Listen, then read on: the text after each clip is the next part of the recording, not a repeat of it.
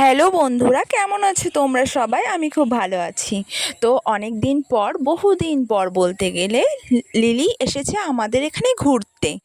তো দেখো, লিলি এখানটায় ঘুরতে এসেছে ওর মালিকের সাথে। বেশ ভালো কথা। লিলি আমাকে দেখে তো আমার গায়ে উঠে পড়বে এমন একটা ভাব করছিল, আমাকে ভিডিও করতেই দিচ্ছিল না।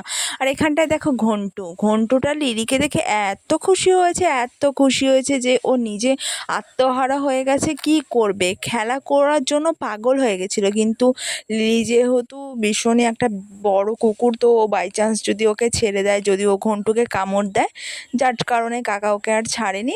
তো ঘন্টুতে সেই রকম আনন্দে ও আত্মহারা হয়ে গেছে। আর এদিকে লিলিও ওর সাথে খেলা করবে বলে ভীষণ পরিমাণে ছটফট করছিল, কিন্তু ছাড়ছিল না। কারণ ও না চাইলেও যদি বাই চান্স কোনো কামড় টামড় বসে যায়, বাচ্চাটার ক্ষতি হয়, তার জন্য কাকাও ওকে ছাড়ছিল না। কিন্তু ও খেলার জন্য পাগল হয়ে গেছিলো। আর লিলিকে দেখা একবার, কত কিউট ও। আর আমাদের ঘন্টুটাকে দেখো, ঘন্টুটা তো একদম পুরো মানে ও যে কি করবে ও নিজেই বুঝতে পারছে না, এত খুশি হয়ে গেছে ও লিলির সাথে খেলা করার জন্য। লিলিও পাগল হয়ে গেছে ওর সাথে খেলা করার জন্য।